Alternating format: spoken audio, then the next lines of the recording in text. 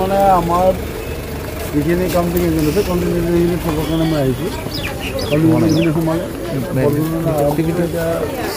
মই তাৰমানে আমি হয়তো পূৰ্বৰ পৰা আমি গম পাইছোঁ যে আজি আমি মৃত্যুজতে এই বৰপেটা লোকসভা সমষ্টিটোত আমি জয়ী হ'ম আৰু জয়ী হোৱা সূত্ৰে আচলতে পৰিৱেশটো চাবৰ কাৰণে এই কাউণ্টিং হললৈকে আমি আহিছোঁ। বতৰ ভাল আপোনাৰ ছাপোৰ্টাৰসকলে কাউণ্টিং চেণ্টাৰৰ বাহিৰে কিন্তু ইতিমধ্যে ভিৰ কৰা আৰম্ভ কৰিছে কি ক'ব?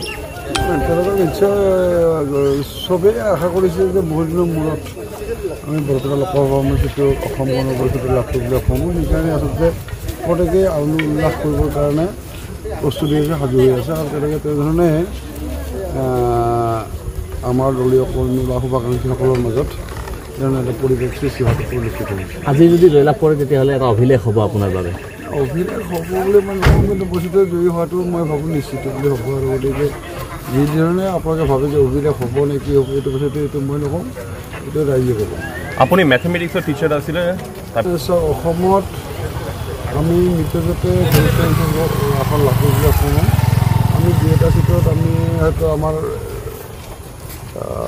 ফলাফল অলপ বেয়া হ'ব, কিন্তু আমি গৰিষ্ঠ সংখ্যক আসনে আমি লাভ কৰিবলৈ সক্ষম হ'ম আৰু মাননীয় মুখ্যমন্ত্ৰী ডাঙৰীয়াই যি তাৰমানে ভৱিষ্যতবাণী কৰিছে মই এই মুহূৰ্তত সেই কথাটোৱেই ক'ম নিশ্চয় যে ভৱিষ্যতবাণী মুখ্যমন্ত্ৰী ডাঙৰীয়াৰ ভৱিষ্যতবাণী নিশ্চয় ফলিয়াব আৰু তেনেধৰণে আমি এই অসমত আমাৰ মৃত্যুজত ৰেজাল্ট তেনেধৰণেই হ'ব। কিমান ভোটৰ মাৰ্জিন হ'ব বুলি ভাবিছে?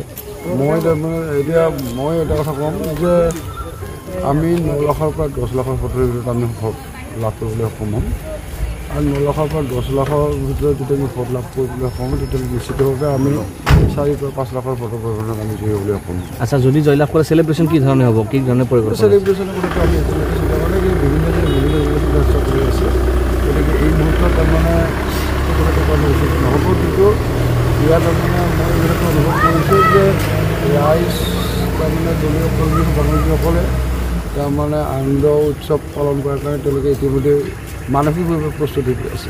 দিনটোৰ পৰিকল্পনা কি ধৰণৰ আছে, যিহেতু এইমাত্ৰ আপুনি ইয়াত আহি উপস্থিত হৈছে? নাই নাই, মই এতিয়া ঘৰলৈ যাম, ঘৰত গৈ মানে গা পা ধুই ওলাই আহিম।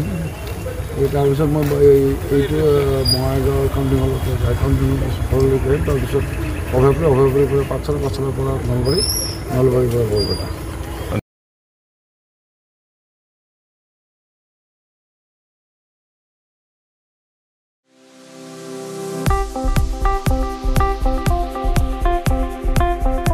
আপোনাৰ ঘৰখন আৰু অফিচ চালে চকুৰোৱাকৈ সজাওক। আজি আহক সকলো ধৰণৰ অত্যাধুনিক ফাৰ্নিচাৰৰ বাবে চিটি ফাৰ্নিচাৰ 6 মাইল গুৱাহাটী। আমাৰ ঠিকনা 6 মাইল পাঞ্জাবাৰী ৰোড পুৰবিতাৰীৰ সন্মুখত গুৱাহাটী। আমাৰ যোগাযোগ নম্বৰ 9435013969।